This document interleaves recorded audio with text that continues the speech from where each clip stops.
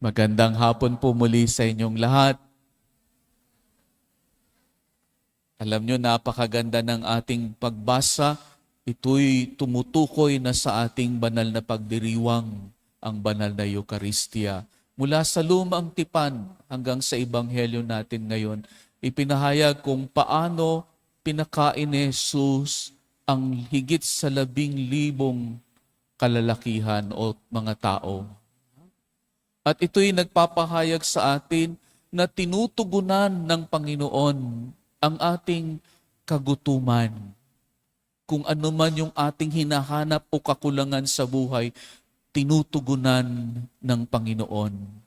At hinding-hindi niya paaalisin ang kahit na sino na hindi niya napupunuan ang kakulangan sa buhay ng taong iyon. Amen? Kaya mahina yung amen. Amen? Kaya mamaya pag alis nyo dito, pupunuin na kayo ng Diyos kung ano man ang hinihiling nyo. Amen? Very good.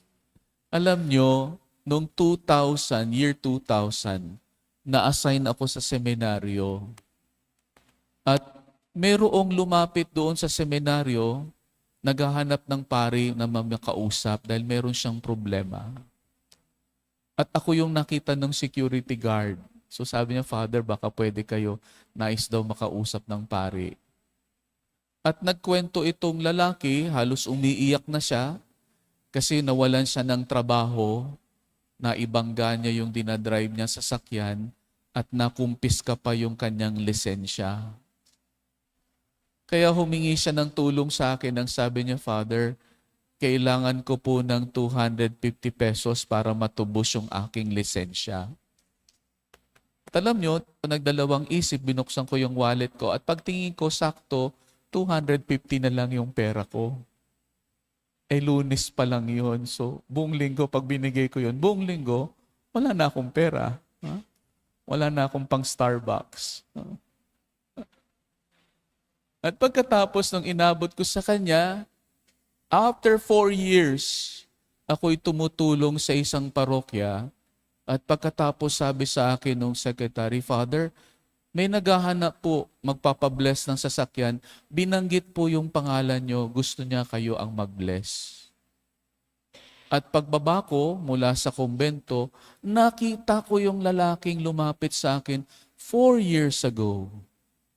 At ang sabi niya, Father, nung makuha ko po yung lisensya ko, nakapag-drive ako ng taxi.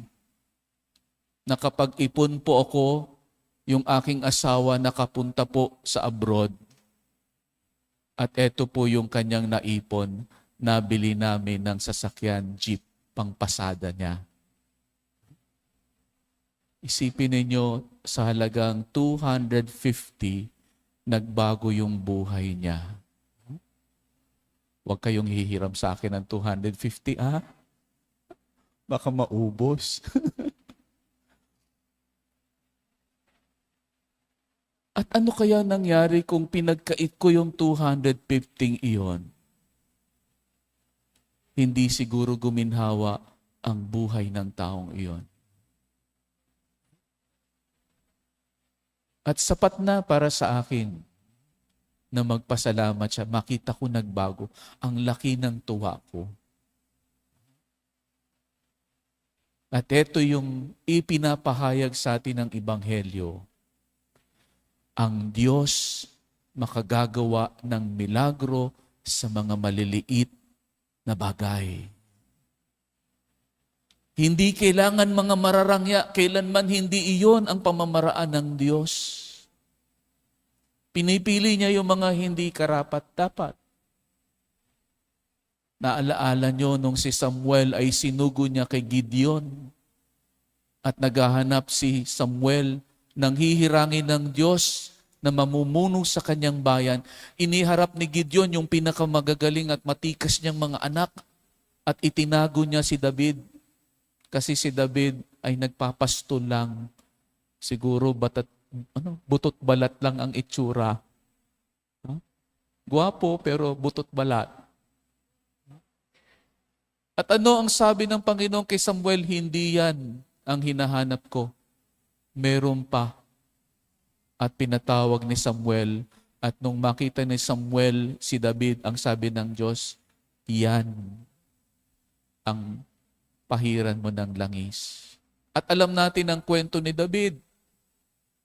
Dahil sa isang maliit na bato, napatumba niya ang isang higante. Pumili siya ng 5 batong maganda at doon sa 5, isa lamang ang nagamit niya para magtagumpay ang bayang Israel.